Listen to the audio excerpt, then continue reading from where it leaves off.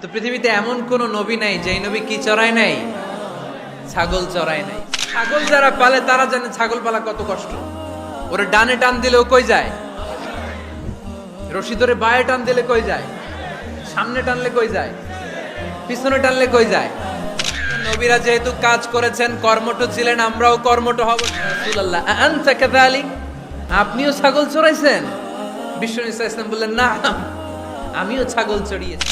আল্লাহ বুঝাতে চাইলেন ছাগল চড়ানো অনেক কষ্টের কাজ, অনেক ধৈর্যের প্রয়োজন। এখন নবীরা তোমরা ছাগল চড়াও, কিছুদিন পর ছাগলের চেয়েও টেরা জাতি মানুষ চড়াইতে হবে। তো পৃথিবীতে এমন কোন নবী নাই যেই নবী কি চড়ায় নাই? ছাগল চড়ায় নাই। সাহাবারা বললেন, ইয়া রাসূলুল্লাহ আনতা কাযালিক, আপনিও ছাগল চড়াইছেন? বিশ্বনবী সাল্লাল্লাহু আলাইহি ওয়াসাল্লাম বললেন, না, আমিও ছাগল চড়িয়েছি। ওয়া ইন্নী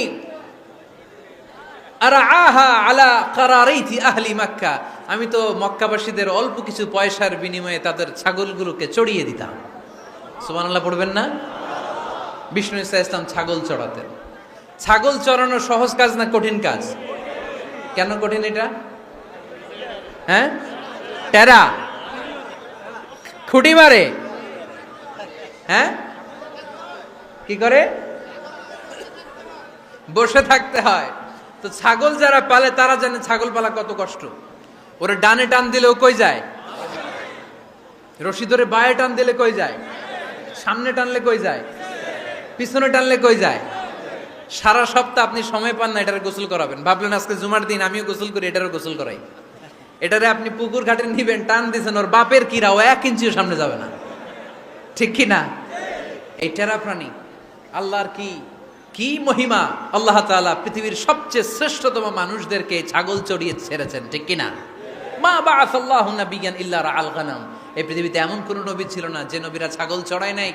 আল্লাহ বুঝাতে চাইলেন ছাগল চড়ানো অনেক কষ্টের কাজ, অনেক ধৈর্যের প্রয়োজন। এখন নবীরা তোমরা ছাগল চড়াও, কিছুদিন পর ছাগলের চেয়েও টেরা জাতি মানুষ চড়াইতে হবে। মানুষের মধ্যেও টেরা আছে না নাই?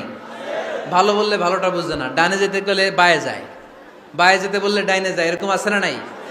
সম্মানিত ভাইয়েরা, সমস্ত আম্বিয়া আলাইহিমুস সালাম ওনারা কর্মঠ ছিলেন। সাইয়েদনা আদম আলাইহিস সালাম নিজ হাতে চারা গাছ রোপণ করে চাষাবাদের কাজ করেছেন। সুবহানাল্লাহ পড়েন।